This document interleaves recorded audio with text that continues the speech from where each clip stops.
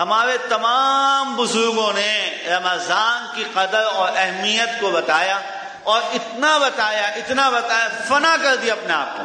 یہی حضرت مولانا زکریا صاحب، دیکھیں حضرت کے انتقال کو بھی میرے خیال میں 70-75 سال کے لگ بھگ، میرے 50 سے تو یقیناً اوپر ہو گئے ہوں گے، اتنا پرانا زمانہ ہو گیا۔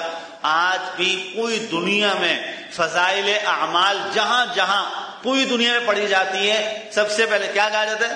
حضرت شیخ نے فائدے میں فرمایا، حضرت شیخ نے فائدے میں فرمایا۔ کسی نے کہا حضرت شیخ نے فائدے میں لکھا، یہ حضرت شیخ کون ہے؟ حضرت مولانا زکریا صاحب، اتنے بڑے بزرگ کہ مرنے کے بعد بھی ان کا فیض ایسے چل رہا ہے۔ فضائل اعمال قیامت تک اگر پڑھی جائے گی، قیامت تک حضرت مولانا زکریا صاحب رحمۃ اللہ علیہ کے لیے اللہ تعالیٰ ثواب لکھتے چلے جائیں گے کہ تم نے میرے بندوں کو اس کتاب کے ذریعے سے اتنی عبادات میں لگا دیا، پوری دنیا میں پڑھی جاتی ہے۔ لیکن ان بزرگوں کا کیا اہتمام، کیا اہتمام فرمایا؟ آپ بیتی ایک کتاب ہے حضرت کی، اپنی ایک کتاب ہے، اپنے احوال اس میں لکھے ہیں، اس کو بھی پڑھنا چاہیے۔ آپ بیتی کے نام سے ہے، آپ بیتی اپنے احوال، اس میں لکھا فرمایا کہ ہم نے رمضان میں اپنے گھر کو تقسیم کیا، اپنے گھر کے اوقات کو تقسیم کیا، اور اپنے گھر کے اوقات کو اپنے گھر کے تمام افراد پہ تقسیم کیا۔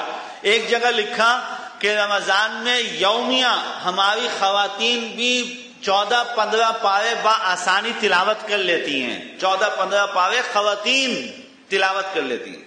اور فرمایا کہ ہم نے اپنے گھر کے اندر اپنے افراد کو رمضان کے اوقات پہ ایسے تقسیم کیا کہ ترتیب بنائی کہ 24 گھنٹے کے اندر کوئی ایک لمحہ ایسا خالی نہ جائے جس میں ہمارے گھر میں تلاوت نہ ہو رہی ہو، ہمارے گھر میں تلاوت نہ ہو، 24 گھنٹے تلاوت چلتی رہے۔ اس کی ترتیب یہ بنائیے کہ ہر وقت میں کم از کم 2 آدمی تلاوت کر رہے ہوتے ہیں، پھر ایک آدمی اس میں سے تلاوت روکتا ہے، وہ جا کے دوسرے 2 کو تیار کرتا ہے کہ چلو بھائی اٹھ جاؤ، سو کے اٹھ جاؤ، نیند سے اٹھ جاؤ، یا کام سے آ جاؤ، تمہارا نمبر شروع ہو گیا۔